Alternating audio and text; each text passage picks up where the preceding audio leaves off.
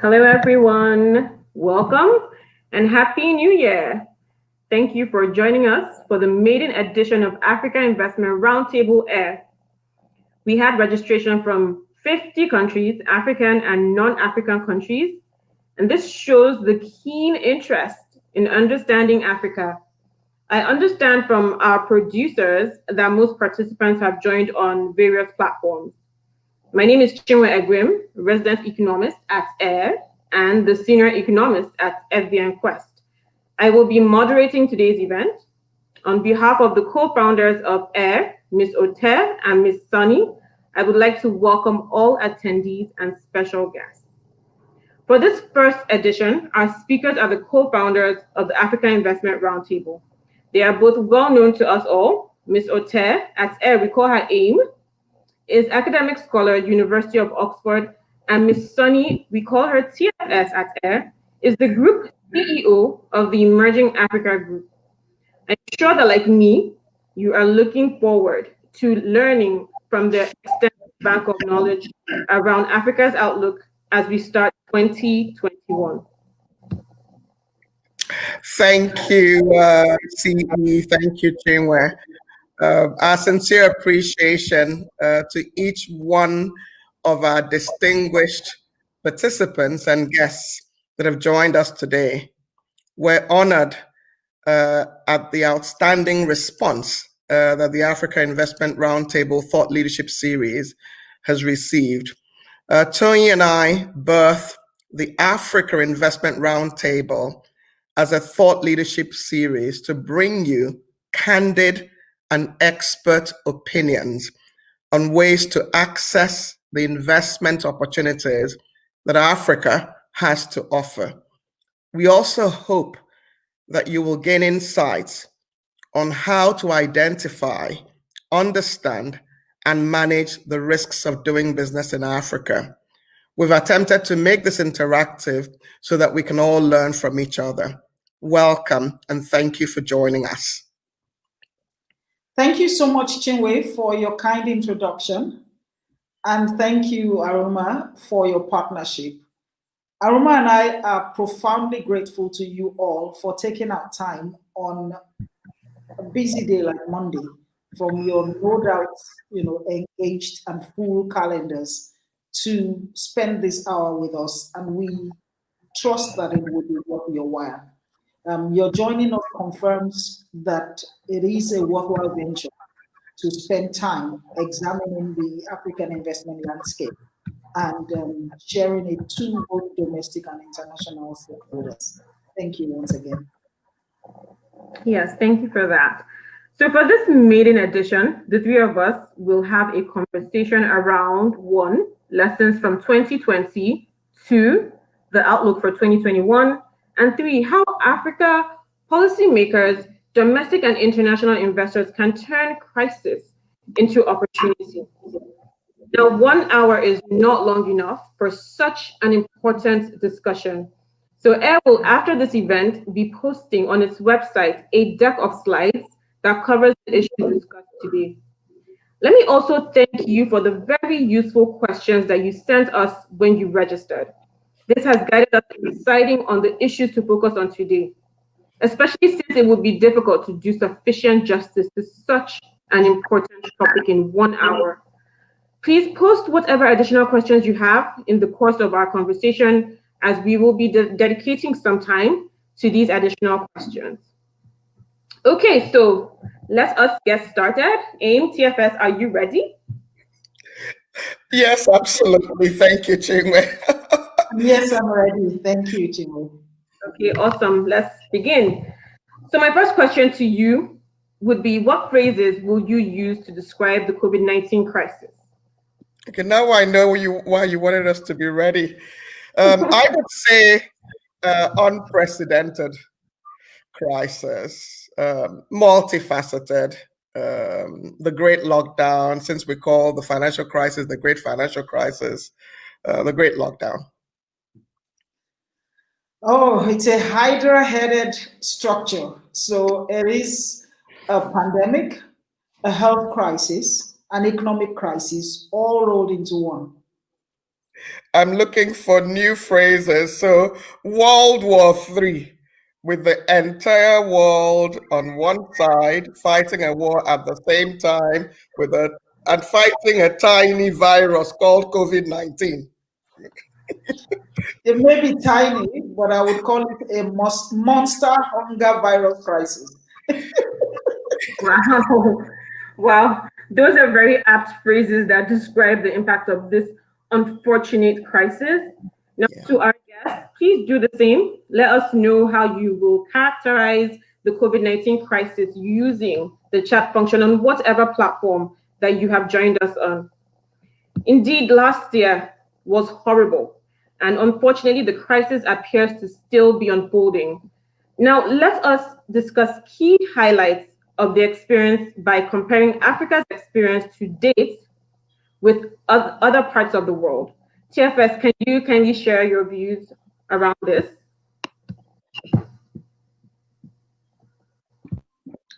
This pandemic has been one of the features, and by the way, I am a COVID survivor. And one of the things that we discovered is that it hits different people in different ways. So your symptoms are different from mine. The same thing has happened with the nations of the world. So whilst with the more advanced nations like the United States of America, Europe, European nations, the United Kingdom, France, Italy, what you have found is the monstrous health devastation, and that has been the impact. So the United States alone, as at the end of 2020, had already witnessed 22 million cases with over 373,000 deaths. Now, this number is multiples of what we have experienced in the entire Africa. So even the four largest or worst hit countries in Africa, as at the end of last year, were yet to record 1.3 million cases, and we had less than 40,000 deaths. Whilst there is an ongoing second wave now, but the contrast is still massive. Surprisingly, what has been the real challenge for us in Africa are the economic implications and economic impacts of this pandemic across the region.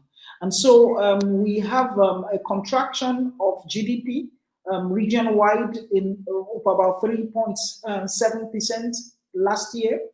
And when you consider also that the largest economies, some of the largest economies in Africa have been worst hit because they are also resource intense or resource dependent economies. So we're talking about South Africa, we're talking about Nigeria, we're talking about Angola. And then some of the less resource dependent economies, unfortunately, are tourism dependent. And so we have Mauritius and the Seychelles and Cape Verde, and these economies have also been hard hit. Who has been left, relatively untouched are the countries. These will be the countries that are not neither resource intense nor are they tourism dependent. So we have some of the economies like Cote d'Ivoire, like Ethiopia and Kenya that have fared a little better. So the point I'm making is that the contrast between Africa and the rest of the world is that most of the advanced nations, whilst they have been hard hit by the health devastation, they are already, due to the appropriateness of the responses in those climes, they are already on a marked path to recovery. But we still suffer, we still struggle in Africa. One of the questions that has come up is what can we attribute to the difference in impact? And the jury is still out, but suggestions have included perhaps the climate, perhaps our demographics, because most of our people are young. So we have over 60% of Africans that are still below the age of 25. And then perhaps we have an early onset of herd immunity. And some have said the learning experience and protocols from fighting Ebola, for example, in West Africa not so long ago, could also be some of the reasons why things have been a little lighter. But it's lighter health-wise, but it's tougher economy-wise. I would really emphasize the point, TFS, that you made around the responses. Take, for example, the issues around the fiscal stimulus packages that various countries have shared. You are right that advanced nations have deployed enormous resources. And so let's even just take it as a percentage of GDP. Many advanced nations have had fiscal stimulus packages of around 10% of GDP, while many African countries, I think it's only South Africa that's over 10%, and a few countries are around 3%, but most countries, their response in terms of fiscal stimulus has been less than 1% of GDP. So let me just take the example of the US that you pointed out. It has provided to date a 2.9 trillion fiscal stimulus package. I'm not talking about monetary policy package, fiscal stimulus since the COVID-19 crisis. And you may remember that in December, $900 billion of that was achieved. I think for me, what is even more striking is that President-elect Biden has announced his plans to seek approval for an additional $1.9 trillion. And what I like is that a lot of the initiatives that he's going to propose are tilted towards the poor. Now on monetary policy. The central banks of many advanced nations have lowered their interest rates to zero. Some of them are actually, the benchmark interest rates, some of them are actually below zero. They've implemented elaborate monetary stimulus programs, including extending asset purchases to high yield securities. So of course, the cost of finance for individuals, for private sector, for public sector has been low because of this historical low levels of interest rates in advanced nations. One example that I'd like to share from last week is that in Denmark, a bank announced that it was offering individuals 20-year mortgages at zero interest rate. Of course, if you have that kind of response, it should help boost your economy. On the contrary, African countries are constrained in their monetary policy by inflationary pressures. This, of course, means that whether individuals, whether private sector, whether public sector, will not have the luxury of cheap finance that their counterparts in advanced nations are seeing. And there are various other examples, but I think it's important for us to think about what is happening in other countries, what are their specific circumstances, what are our own circumstances, and how can we respond to those circumstances. Thank you so much for that. I completely agree with you. Now let's discuss one more issue about 2020. Are there specific lessons or best practices from around the world? Aim, can you please shed some light on this? For me, the first one that comes to mind is that, and I don't know if there is any silver lining on this COVID-19 crisis, but if there is any, I would suggest that human ingenuity. I have been struck by the extent of innovation around the world and on the African continent. So let me give two examples, one on education, one on health. In education, a lot of education is delivered leveraging internet in most advanced nations, but the coverage of internet is relatively low on the African continent. It's actually the lowest in the world.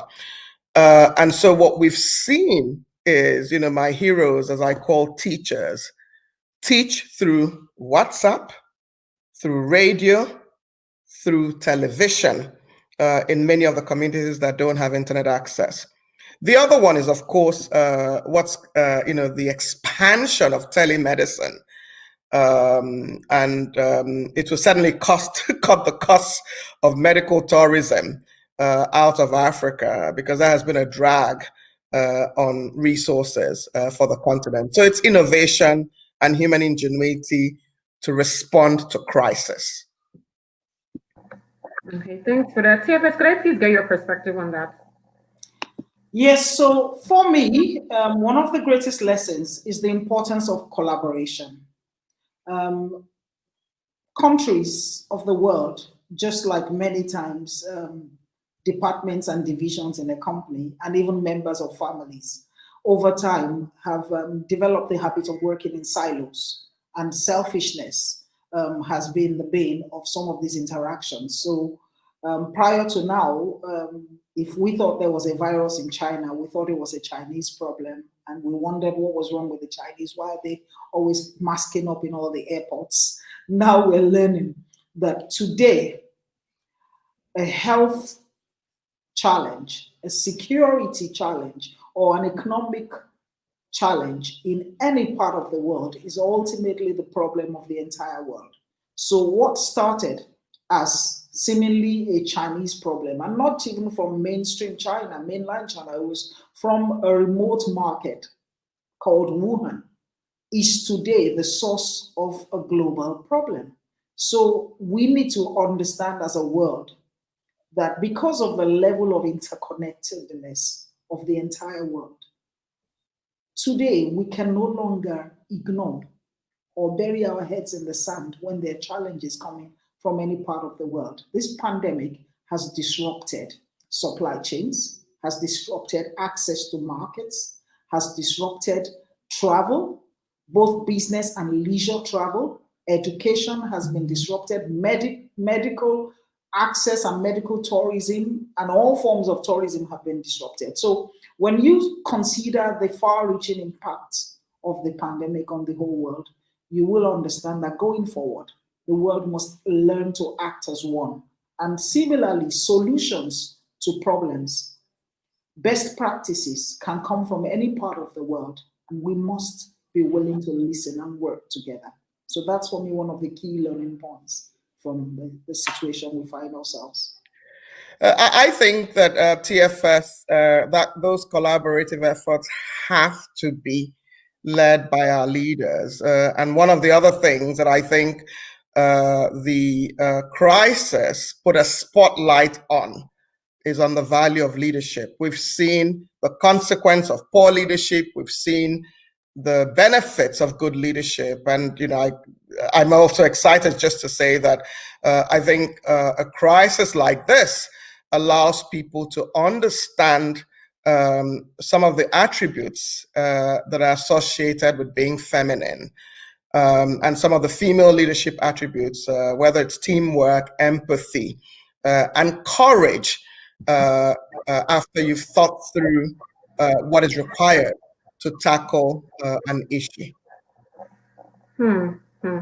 Yeah, indeed, many of the nations that have successfully managed the pandemic were women-led, from, let's say, Taiwan to Iceland. There was New Zealand, Germany, and Finland, among others.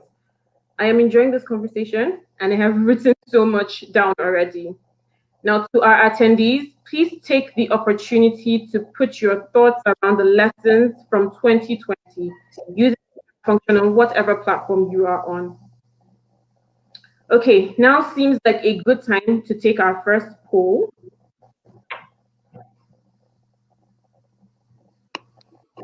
So I'll be dedicating about 30 seconds to this.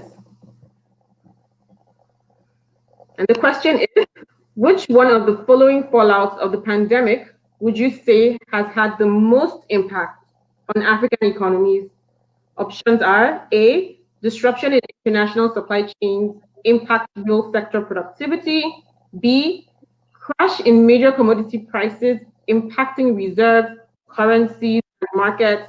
And then C, loss of revenues and jobs due to domestic lockdowns. So 30 seconds. I don't know what I will select because all of them seem quite quite good ones. I don't know if you both have been following the chat. A lot of learning. I mean, people are making also quite interesting suggestions and comments. It's impressive.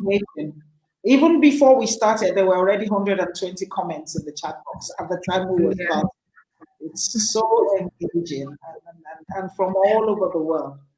I think it just shows the importance of this topic to everyone and how committed people are to really seeing Africa realize its potential. Exactly. So I'm going to shift gears now. We'll return to the answers for the poll later on. Okay, so let's discuss the outlook. I know the global outlook is a key driver for that of Africa. Aim, please start us off with your thoughts around the global outlook. My view is, and I'm, I struggle on this issue because I'm usually an optimist. My view is that the global economic recovery is at best fragile, and of course it's uncertain. The World Bank Global Economic Prospects Report, which they released at the beginning of this year, noted that even from a low of global GDP shrinking by 4.3%, that GDP will rise by 4% this year, 2021, and by 3.8% in 2022. I do believe that the risks are on the downside, and even if we've made significant progress on therapeutics, there have been the vaccines that are now being distributed. I think that the surge that we're seeing here in the UK, in the US, and in many other countries is a cause for concern. There are also a lot of talk about several mutations of the virus. I read somewhere that it's up to 45 mutations, and some of those people who thought it was really focused on older people, that there's a mutation that's also now focused on younger people.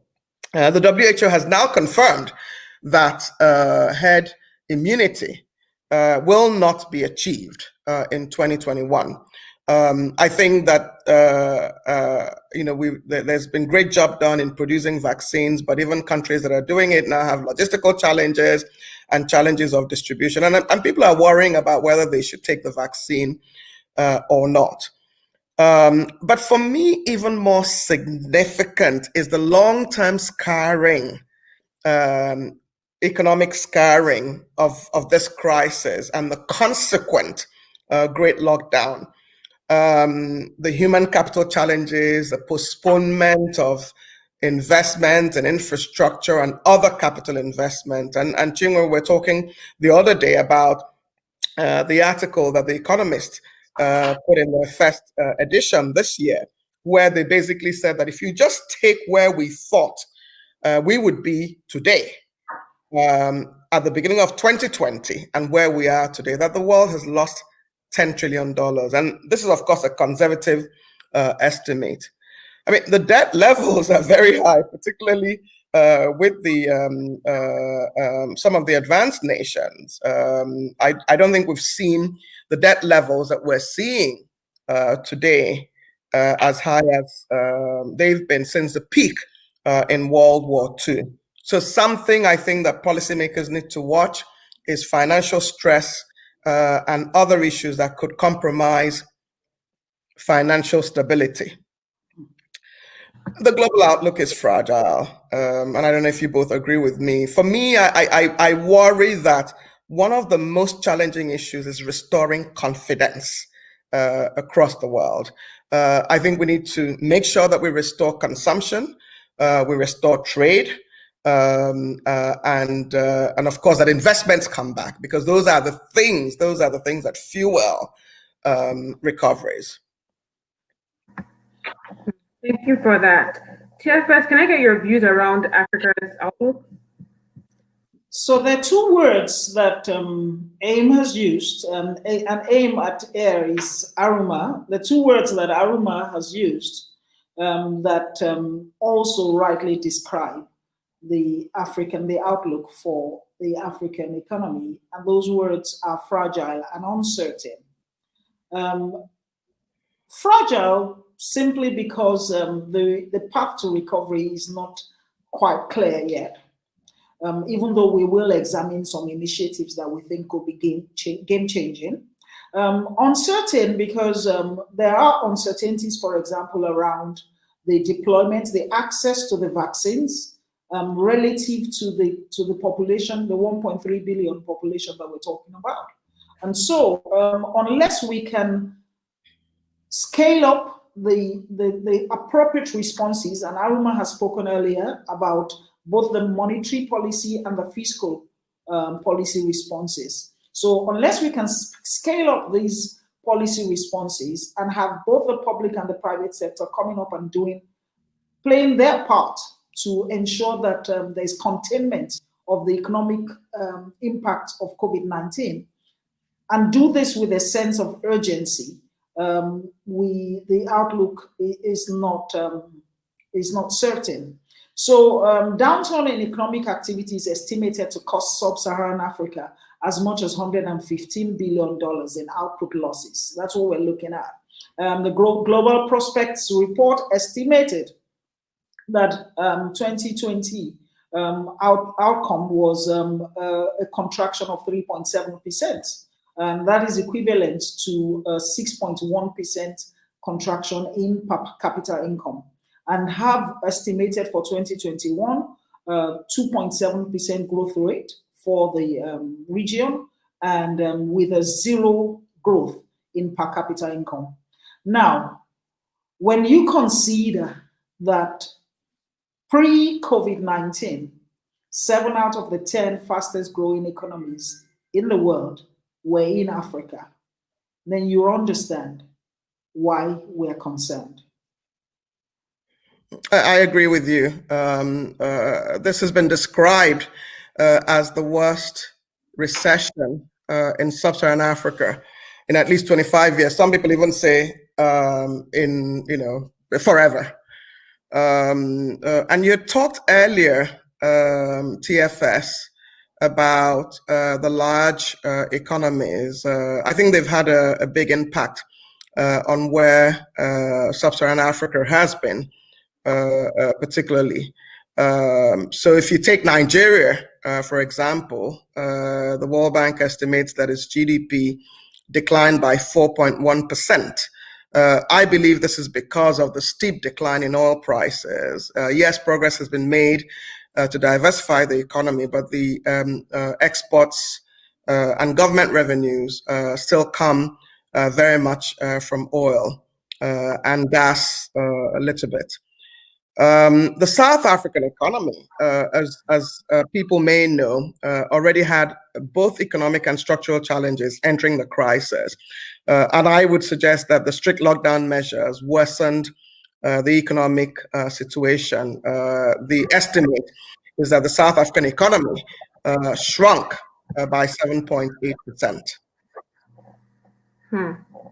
Well, I agree with both of you, and I will just add that industrial commodity exporters and countries that depend on the tourism sector were worst hit. Global tourism and travel make up about 10% of global GDP.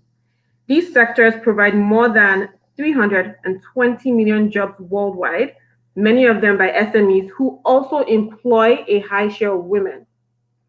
IMF estimates that tourism receipts fell by 65% during the first half of last year. I suspect that the amazing game parks in Kenya, Tanzania, South Africa, and perhaps the beautiful beaches in Mauritius, Senegal, Seychelles have been severely affected by this crisis. I think now is a good time for me to transition to my next question, which is, what sectors were the winners and what sectors were the laggards? So in TFS, let's start with the winners. I would say technology, no doubt. I'm sure that's a no-brainer for everybody, but I'd like to be more specific and say digital infrastructure, IT, and telecom equipment. Great. And let me say by these winners, we're not just talking about winners for 2020, but who we see as being winners in the foreseeable future, winners going forward. So the huge mobility restrictions has become a perfect opportunity for the fintech sector, for example. So I would say fintech is definitely a winner. And at Emerging Africa, we've had cause to support some fintech providers, and we are still in the process of providing more support for that sector. I would add online shopping, e-commerce. I'm doing everything online, and I'm one of those who likes to actually go into a shop and see things. And I see that now I'm just basically shopping online completely. And one thing we are all doing online is learning online. So online education is a big winner for the foreseeable future. I'd already talked about telemedicine, particularly for us in Africa. So I'll just highlight that again. And the opportunities in the entire healthcare and pharmaceuticals value chain are massive. And we just spoke about how we're going to get all these vaccines into Africa, for example. But of course, there are companies that also are winners. Paystack is my number one. On October 21st, they announced that Stripe was investing in them. Grow, another entity founded by an Ethiopian in agriculture. But of course, the big tech companies, Netflix, Amazon, and financials, Google, Microsoft. I think they're winners. I suspect that people who invested in their shares, have made a killing as well. So all their investors as well. Very true, very true. Wow, that's a very good mix that both of you shared with us right now. I will also add mobile money. So yeah, mobile money. Now, how about laggards? What are your thoughts around the laggards? My first one would be the travel industry. And a point I would like to make is that prior to now, I saw myself as an eagle because I love to travel. And now I feel like a beached whale because I can go anywhere. So travel industry has taken a big hit from customers like me whose money they've not seen in about 12 months or more. TFS, is that your public excuse for not coming to Oxford as we planned in September? I would add entertainment. One of the things I love about living in the UK is just going to theatre, the music concerts at Wembley Stadium. My nephew loves to watch sporting events at the stadium. And, none of us can be at the stadiums or at concerts or at theatre. Of course, they're going online, but it's not the same experience as being in the room where it's happening. Absolutely. And following directly from travel and going beyond travel is the hotel and hospitality industry generally. So even they have lost even domestic business. But I personally think that there is hope for leisure patronage to rise, but business travel is going to remain subdued for quite a while. And that will impact the hotel and hospitality industry a lot because a lot of their revenues come from business providing their services and accommodation for business travelers. I agree with your point about business travel. If everybody's anything like me, I haven't left the UK since the 1st of March for any business travel. I returned from Johannesburg on the 1st of March, and I literally haven't traveled since then for business. I would also just add that with all of us working from home, here at Oxford, we're all working from home. Teaching has gone online. It's been hybrid, but with the more stringent measures, it's going fully online. So office real estate would be one that I would consider has suffered as well, and some of the services associated with being in the office. Absolutely correct. And of course, heightened concerns about the environment due to the pandemic have also become a challenge for the fossil fuel industry. And that is an industry.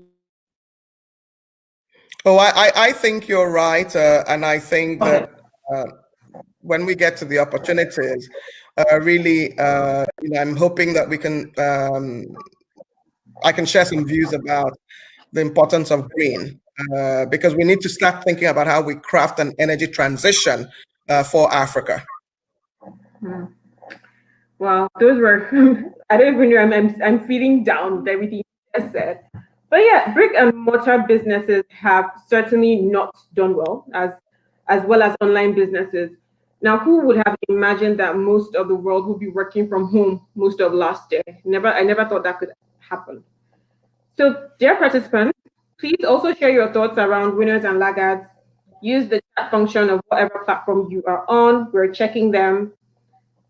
Okay, then, so let's continue. How can we turn this crisis into opportunity? Now, in preparing this session, we agreed that one key message is that Africa must not waste this crisis. So, in what ways can Africa and those doing business in Africa turn this crisis into opportunity? TFS, can you please start us off? Finally, you're asking me a question I want to answer, that I'm excited about answering. So one major game changer for Africa at this time is the implementation of the Africa Continental Free Trade Agreement. And it's so exciting that this agreement came into implementation on the 1st of January and has been described, and I would say rightly, as Africa's recovery plan. As you know, the AfTA area covers the entire population of Africa, which is 1.3 billion people. We are also talking about an economy of the size of $3.4 trillion. We are also talking about 54 out of 55 African countries who have signed this treaty, this agreement, and 33 so far who have ratified, the rest to follow, hopefully. It's a comprehensive coverage, and it aims to reduce at least 97%, to achieve 97, but to eliminate tariffs on 97% of goods traded. It's comprehensive, it covers trading services, it covers protocols on trading services, protocols on investment, protocols on intellectual property rights, protocols on competition and dispute settlement. So it has the potential to raise intra-Africa trade from a very unimpressive proportion of 15% of all trades across the region to at least 25% in a very short period of time. Now, presently, Africa is the region with the lowest proportion of trade within its borders. That is what AfTA aims to change. AfTA, as we eliminate the multiple barriers to trade within this region and deploy or take advantage of the opportunity that AfTA provides, we think, at AIR, that this will be a critical part of the resolution of the economic downturn that we're experiencing across the region. It would also help us with improving value addition and diversification, which is critical to many African economies who are presently dependent on raw commodities with minimal value addition. TFS, I don't know if you said game changing at the beginning. If you didn't, you should add game changing, because it is game changing, and your Twitter handle is game changer. I think that the fact that it will boost Africa's income by $500 billion by 2035 for me is a big deal. The Brookings Institute has even estimated that by 2030, a fully integrated market could have an estimated $6.7 trillion of combined consumer and business spending. So I think we just must make a success of it. I'm also just very excited because of the support and the great work that the Afrexim Bank is doing with its payment system, with a platform for us to be able to see and have an integrated view of regulatory regimes. I'm hoping that we can then have regulatory regimes that are similar across Africa. I'm also just pleased with what our leaders are doing and the commitment they've shown. We just have to make a success of it. Indeed, indeed. We must make a success of the Africa Continental Free Trade Area. Really, the world is watching. As you know, the Asia-Pacific countries signed their Regional Comprehensive Economic Partnership in November last year, while Brexit became effective on the 1st of January this year. So there are so many opportunities for the Africa Continental Free Trade Area. Let us take our second poll. I'm also going to dedicate just 30 seconds to it.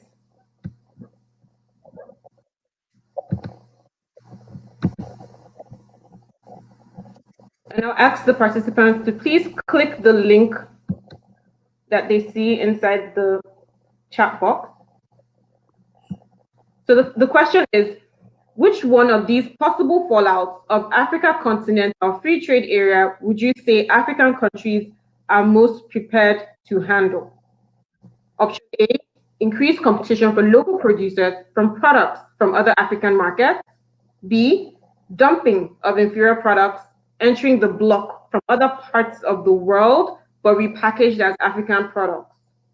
Or C, labor competition from other country nationals. Yeah. So 30 seconds. I'm not trying to influence the poll, isn't it? It could be all of the above, but I think the benefits far outweigh the challenges. And I think that's why individuals need to be thoughtful, businesses need to be thoughtful, and of course, policymakers to make this work is really, really critical. And if you come from small countries with small markets, integration is important. If you come from a large country, then you have a bigger market as well beyond your borders. So the results are out. Oh, wow. I think you should announce the results.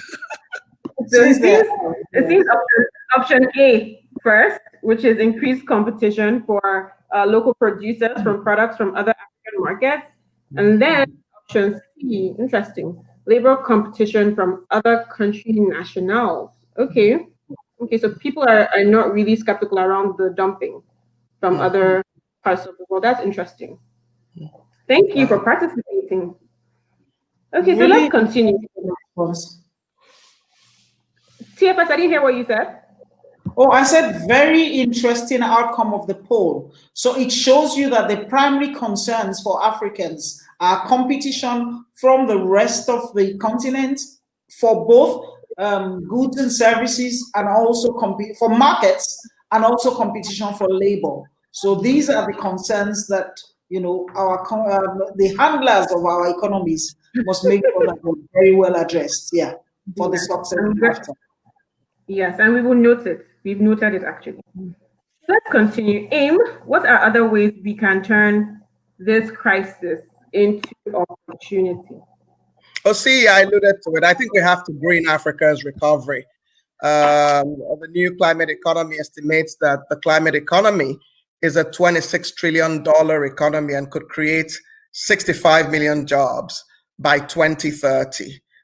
My view is that Africa is uniquely positioned to benefit from the global clean energy economy because it's blessed with an abundance of clean energy sources, whether it's hydro, whether it's geothermal, whether it's solar or wind. And we do have examples of projects that are ongoing in that respect. At the One Planet Summit last week, Dr. Adesina, the president of the African Development Bank, talked about the Desert to Power project, which when completed will turn the Sahel into one of the largest solar power generating areas in the world. It will produce 10 gigawatts of electricity by 2025, in 4 years' time, and will bring power to 250 million people, at least 90 of them who'd never been connected to the grid previously. You're also familiar with Morocco's Noor innovative solar project, which is valued at $2.7 billion, which has reduced greenhouse gas emissions significantly, employed a lot of people, and is providing power, I think, to more than 2 million Moroccans. Egypt has a similar project, the Benba Solar Park, which will house 32 power plants, valued at $4 billion. And you have a consortium of public and private sector lenders from within Africa and from outside of Africa participating in it.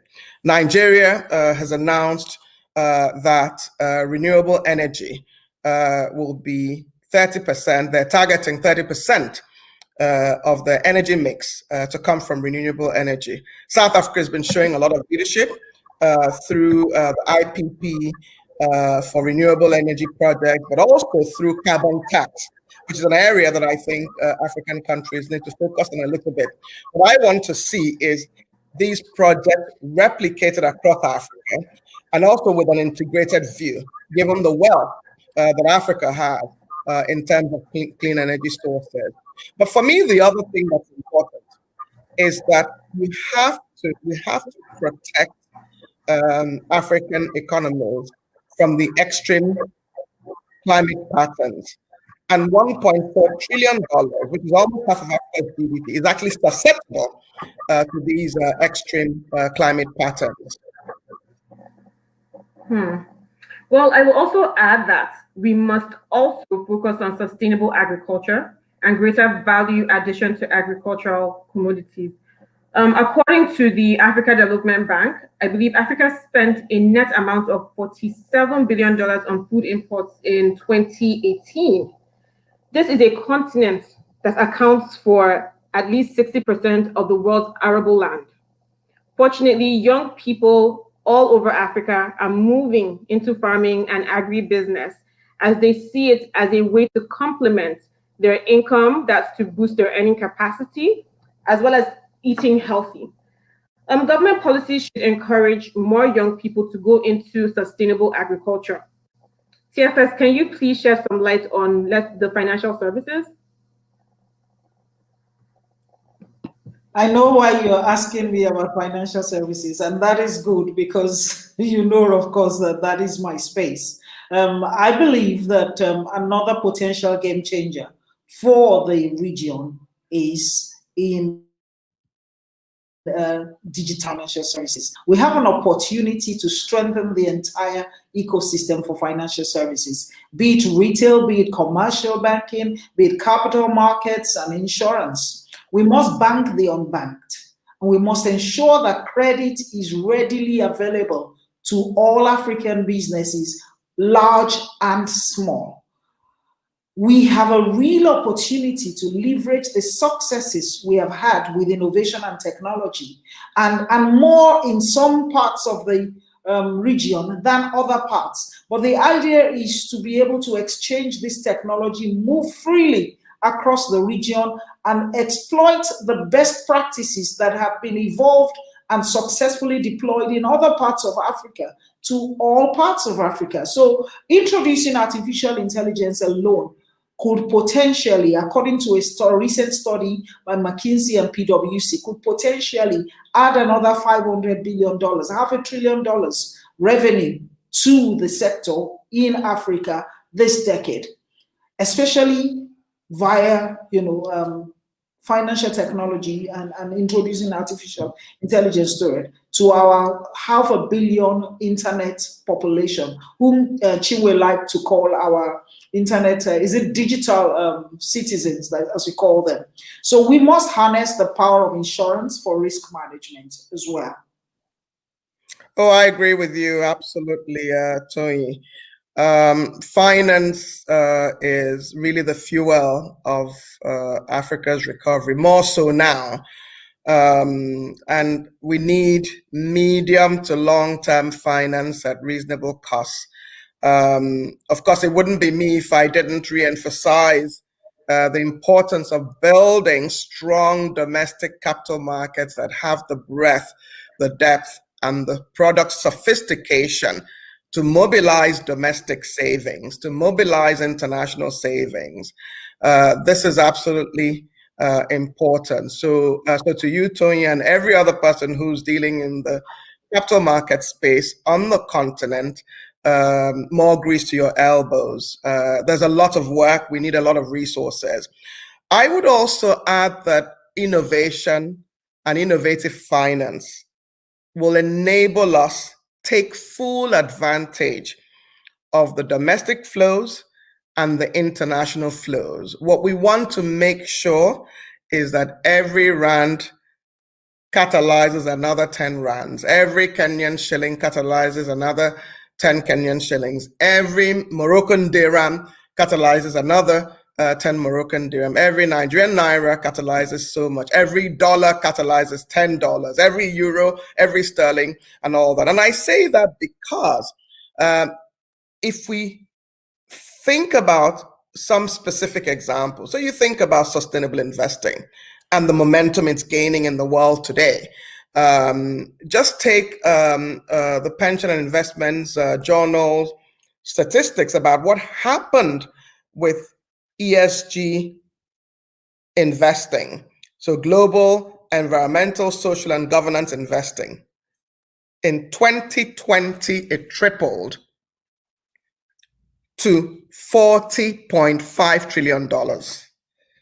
And for someone like me, I look back to the humble beginnings of the sustainable bond issuance market.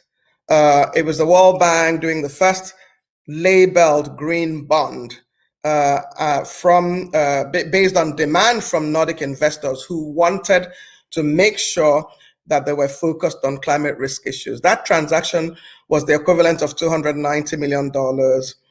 And today, the annual sustainable bond market, at least as at last year, as at 2019, the numbers for 2020 are probably similar, if not larger, is about $500 billion in terms of annual issuance. I'm delighted, of course, that in Africa, a lot of our sovereign nations have taken the lead in issuing green bonds. But that space is big, and we can occupy it more forcefully on the African continent. So I saw that there have been sponsors like the FMDQ on the Sustainable Finance Center, and that there's a network of it around Africa. And I hope we can leverage those centers more to do more with sustainability. I would also say that we have to do the same on Islamic finance. Islamic finance is asset-based. There are investors who we can mobilize resources from the Gulf region. We can mobilize resources from those who understand Islamic finance. Private equity and private credit needs to do more on the continent. Private equity has been the engine of transformations of businesses in the US and here in the UK. We need to see the same happen in Africa. But I cannot help but just talk about the African Development Bank's Africa Investment Forum because it's a unique initiative that seeks to make sure that we efficiently bring resources and close the deals. So you've got private sector, you've got multilateral agencies like the African Development Bank itself, the African Finance Corporation, Afri-Exim Bank, the European Investment Bank, the US Development Finance Corporation, and governments. They come together and literally in a virtual boardroom address whatever challenges are outstanding and close the deals. So innovation is coming out of the continent, and we need to leverage that to bring the volumes and the quality of resources that we need for this Africa recovery that we're talking about. Thank you so much for that, TFS and Im. Yes, finance is incredibly important. We must especially provide access to finance for African SMEs who remain key drivers of economic growth and suppliers of close to about 70% of jobs in Sub-Saharan Africa, with particular attention to our unserved demography, so the women and the youth. In addition to easily available credit for SMEs, the business environment and infrastructure are also very important. What are your thoughts around this, TFS?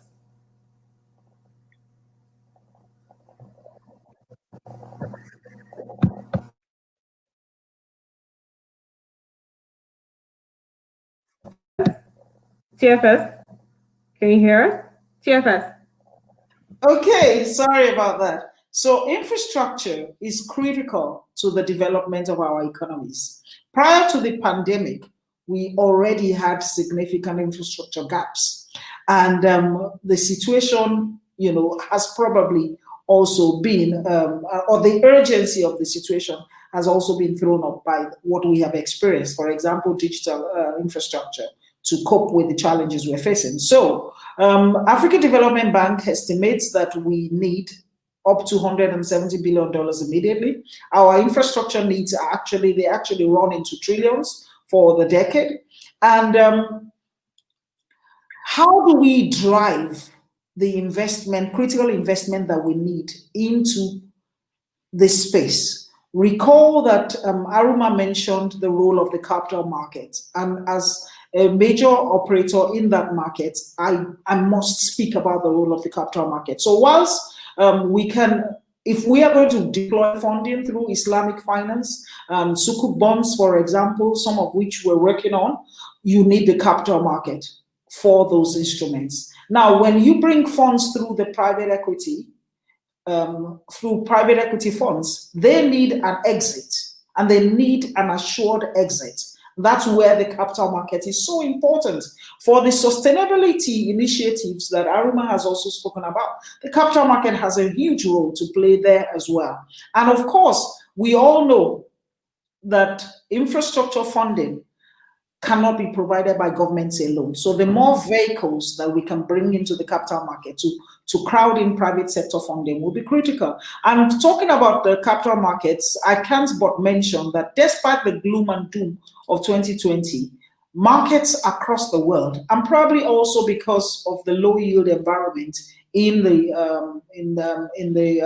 fixed income side, markets across the world actually. I can talk about top 5 markets across the world that provided returns from as high as 24.62% to as high as 49.88%. So we have Nigeria at the top, giving 49.88%, and then we have the Korean exchange, the Denmark, Dutch exchange in Denmark, and the Turkish exchange and Argentina as well. And those returns are quite interesting. I agree with you absolutely, TFS.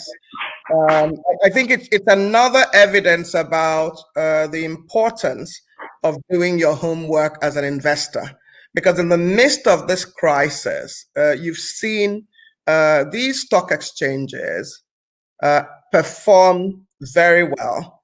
You mentioned Nigeria, the Korea Stock Exchange, you mentioned NASDAQ, and a few others. So the investors, are smiling to the bank. Those exchanges are smiling to the bank as well. But the message is really around, as an investor, you do your homework, understand what you're investing in, and understand your view, your time, the time period that you're thinking about. But I want to say something more about infrastructure, and forgive me for making another plug. Today is Martin Luther King Day, and so happy Martin Luther King's Day. But I just wanted to say, I have a dream. I have several dreams for the continent of Africa, but one for me that's imminent is really that both the public and the private sector do what it takes to deploy digital infrastructure across Africa. Every village, every town, rural or urban. This will empower the 1.3 billion Africans to realize their potential. Everybody counts, and we need to do this with a sense of urgency. The private sector can make money. It's an obligation. In my view, it's a right. It's a human right for every citizen of Africa to be connected to the world. Thank you. Thank you for that. Indeed, there are opportunities in every country and across every sector. Now let's take our final poll. I cannot count how many times I have been asked this question, but today I'm the one asking our participants. Okay, so our final poll. The question is, how soon do you see the GDPs of most African economies returning to their pre-COVID level?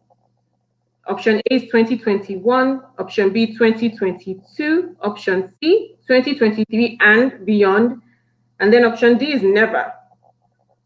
So please use the link in your chat box to participate in this polling activity. I hope nobody chooses never. I'm hopeful about the continent, even going beyond pre-COVID areas. I mean, if we can leverage, if we can do some of the things that we've talked about today, and leverage on the opportunities, never. Hopefully, it's not an option. But if somebody wants to put never, they can put never. I just, we should just pull down the world if it's never. Then. I'll forgive them. Africa powers the world. Never, as long as the truth is not never. That's a good point, TFS. That's a good point. Okay, do we want to continue while we wait? Yes, we will return to the results later. By the way, I think you should encourage people. I see that some people are putting their comments in the chat rather than basically selecting the link. So I think our producers should please put the link again on the various platforms so that people can answer in the link. Yes, thank you for that. So, Aim, from your vantage point, what approaches should be taken? Oh, I think I've made the point in other ways. We must have an inclusive approach. We must have an approach that ensures that every man, every woman, every young person counts. And our guide needs to be the Agenda 2030. The Sustainable Development Goals are very clearly articulated. And we cannot make the excuse that COVID has arrived, and so we cannot achieve those goals. I think Africa should make it its duty to achieve each of those goals, an Agenda 2030. As an unrepentant gender advocate, I could not agree more with AIM that giving attention to gender equality will be critical to us, especially in this region. For one thing, increasing gender equality in the labor market can lead to significant gains in the GDP of African nations, ranging from 1% in Senegal to as high as 50% in Niger, according to the Foresight Africa 2020 report. So we have African countries that can simply double their GDP by simply achieving equality in participation by the women in labor and in economic activities. Oh, our poll result is out. Yes, our poll result is out, and I see option C is the favored option, but because I'm running against time, so option C, so 2023 and beyond, and we've noted that. Thank you so much for participating. Back to the conversation, I will also add that a focus on youth is important. They make up 60% of Africa's huge population. They are digital natives and can spur innovation, as we discussed in fintech and other areas. Okay.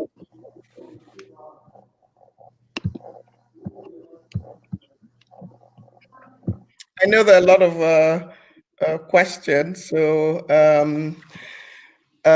before you close the session, I was worrying that you were closing the session. I just want to say again that the SDGs are a great guide. They range from no poverty by 2030, zero hunger, gender equity. I mean, you can't be running with half of your engine, and you run with all your engines. You can't, dealing with climate issues. It's a good thing for Africa, industry, peace and justice. I mean, we haven't focused on the importance of security, peace, and justice. So the SDGs is just a great guide. And of course, doing it in partnership, whether within a country, within Africa, or across the world. We must not have an excuse for not meeting Agenda 2030, because inclusion is key. One of the benefits we have is our population, and so we cannot make that a disadvantage by not having everybody be on board. Thank you so much for that. Thank you. Now, as I mentioned at the beginning of our conversation, that we would cover 3 topics, which were lessons from 2020, outlook for 2021 and beyond, specific recommendations on how we can turn this crisis to opportunity. And my amazing speakers have done justice to the 3 pillars I just mentioned. We have given our participants a lot of food for thought. So why don't we take the next few minutes to respond to some of the questions from participants.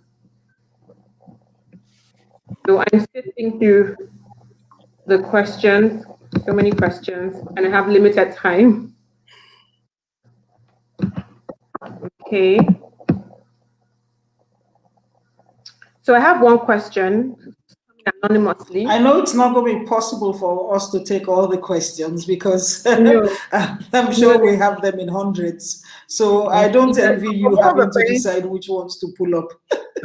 Tony and Jill, one of the things I've appreciated is also that there have been very good feedback on opportunities. There's been very great analysis.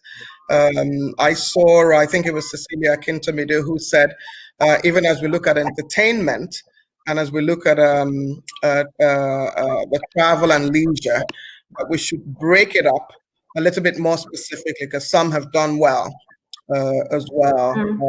There have been questions about execution of AFTA. So, and you know, we still have time. We have other editions. We can respond to the questions. Yes, of course. But I want to see if I can at least take 2 questions.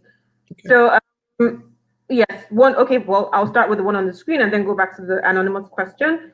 Abiodun Bello, talking about Nigeria capital market.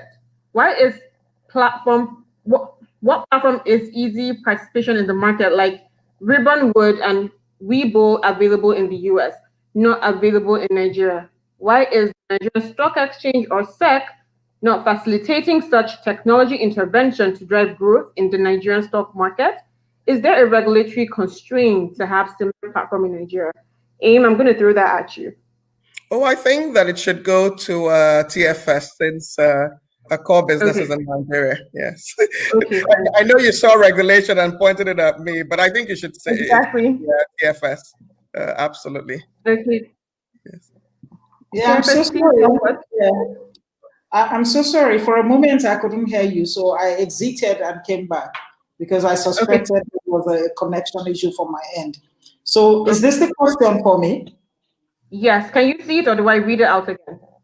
Yeah, talking about Nigerian capital market, why is the platform for easy participation in the market, like Ribbonwood and Weibo, available in the US, not available in Nigeria? Why is NSE or SEC not facilitating such technology intervention to drive growth in the Nigerian stock market? Is there a regulatory constraint to having similar platforms in Nigeria?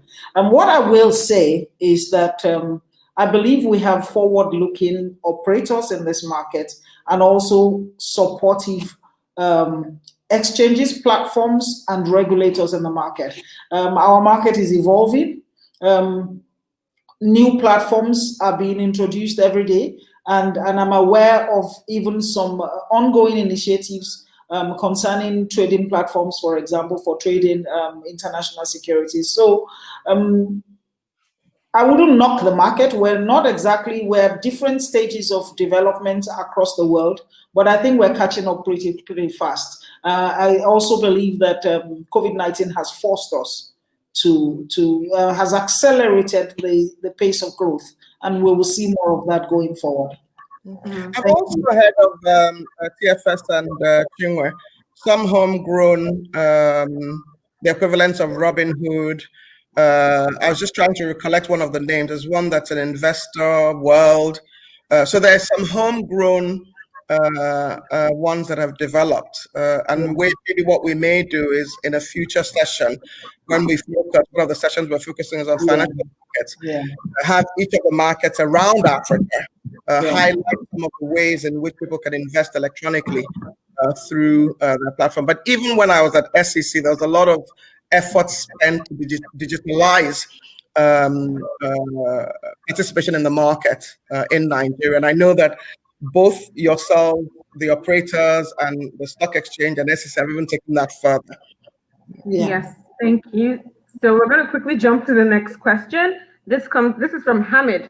What are the top 3 things which you would suggest to attract FDI, and what is the gap to potential for attracting FDIs?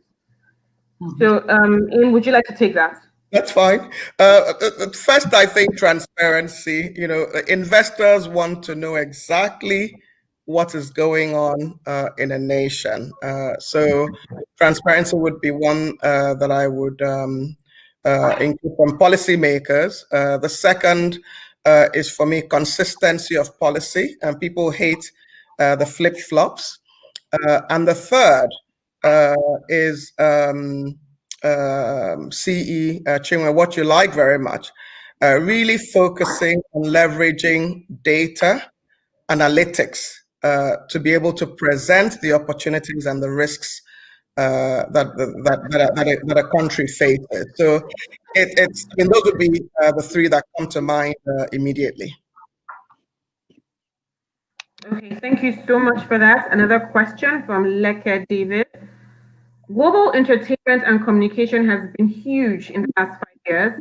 Has the African market tapped into this to create opportunities for institutional investors from developed and developing countries? TFS. Yeah, I love this question, and I totally agree with you that global entertainment, is big. Entertainment is big. Entertainment is big in Africa, and I believe that entertainment is big, in West Africa as well. What I will say is that it is the investors, institutional investors, appear not to have caught on yet as to precisely how attractive entertainment is, and also the markets have not evolved structures to properly address, to put a proper risk management framework into place to guide investors. So as investors begin to, and by the way, it is our challenge in the capital market as well, to come up with structures that will make the entertainment industry more attractive and more bankable. And I think we're working on them. So as we de-risk these types of investments further, we are going to see significant monies going into there, because there's huge money into entertainment. And by the way, digital entertainment is another game entirely again. And COVID-19 has created the perfect opportunity for digital entertainment. So whilst we said earlier that entertainment has taken a knock in the last year, we're aware that Netflix didn't take a knock. We're aware that the gaming companies didn't take a knock. They were, dancing all the way to the bank. Very true. Thank you for that. I have another question from Arnold King. How is public policy playing a role in African investment for 2021? Aim, would you like to take this one? Oh, I think we covered some of that. I'm glad that Arnold King brought attention to the importance of policy. I think the fact that African leaders have acceded, and many countries have acceded to AfTA, the African Free Trade Continental Agreement, is a policy issue. They made the judgment about the importance of an integrated approach to trade. What you do specifically in response to green is as much a policy issue. So today, I think over 60 countries have acceded to the recommendations of the task force on climate related financial disclosures, because regulation around sustainability, around greening, will also encourage private institutions to do what is right. So I've raised one about trade policy. I've raised another about sustainability. But policy is key. Thank you for that. I have room for just one more question. Okay, so we have a question from Humphrey. All these policies depend on policy changes. How do we make sure that policies that foster growth are implemented? Any of you could take this one. TFS? All right. So what I will say is that we must not leave policy formulation and policy decisions to government agencies alone. Governments require input from the private sector. So I will say advocacy is very important for the private sector. The private sector operators must take the trouble to review the existing policies as affect our businesses and operations and investment needs, and participate at all the fora that our governments make available for us to make inputs into policy and do our best to push policies that will grow our markets. The role of the private sector is critical. Our policy reform process must also be strengthened, and it must be an ongoing process because change is the only thing that is permanent. And so policies get outdated in the fast-growing world where we are, but we need to handhold the governments to put in place the right policies. Yes, thank you so much for that, TFS. You answered that remarkably. So our time is almost up, and I'm unable to take all the questions. There's so many good questions here.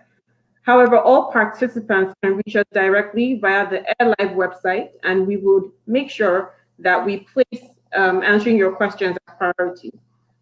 So, AIM TFS, may I kindly get your closing thoughts, but very quickly, please. Do you want me to start? Yes, please. Okay, thank you. I hope you've enjoyed this conversation as much as I've done, Tony and Chinwe. It's been a phenomenal conversation for me, but I've also just learned a lot from the polls, the comments, and the questions that our distinguished guests and participants have included in the on the various platforms. And I'm so delighted that we can reach all the many platforms that we're able to reach. Tonya and I started this thought leadership series as one of our contributions to enabling Africa realize what we both believe is enormous potential.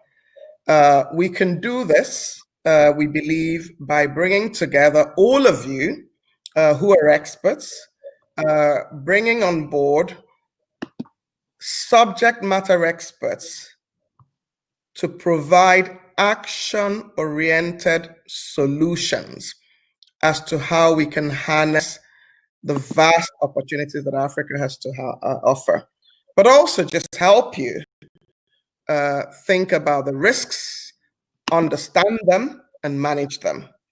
I believe this is even more important post-pandemic crisis. It is the worst crisis in our lifetime, but Africa has all it takes to build forward better. And I say build forward better. We have a wealth in natural resources and agriculture, and for me, most importantly, our people, our youth. We have to conquer poverty. Africa, it's an irony. Africa is a rich continent, yet people are poor in Africa. And we have to make sure that the approaches are inclusive. We leverage all the men, all the women, and all the young people that Africa has. We look forward to continuing to engage with you through this platform and through other ways. I know that you're all pioneers of helping Africa realize its potential who have joined us today. Thank you very much.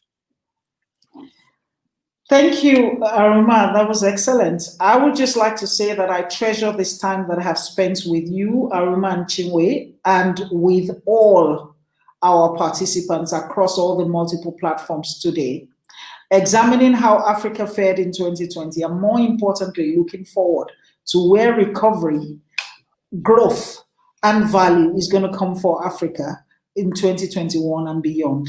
More than the need for the right policy interventions from governments across the region is the need for the private sector to come to the table and play its role, particularly the investing public, domestic and international. And that's why we are making this overture to you. Embedded in our multiple challenges, including infrastructure, supply, and demand gaps in different markets, are the opportunities to mobilize and deploy investments across the continent and from across the world to fix these problems, riding on the back of game-changing initiatives such as AFTA. I want to thank you very much for participating, and I must also, on behalf of our man, thank our sponsors, Emerging Africa and FMDQ, and our media partners, Africa Business Conference, Africa Business magazines, also Business Day, The Guardian, Wow Connect, and Future Soft, who have been simply amazing. Thank you. First of all, many thanks to you, AIM and TFS, for an incredibly enlightening conversation. Thank you to all participants for joining in. I am confident that you benefited from this conversation. Our next edition will be on sustainability, which will be the same time, that's between 2 to 3 p.m. on Monday, the 15th of February. We expect to cover financial markets and technology subsequently. Please join us on the third Monday of every month to discuss actionable ideas that will enable Africa realize its potential.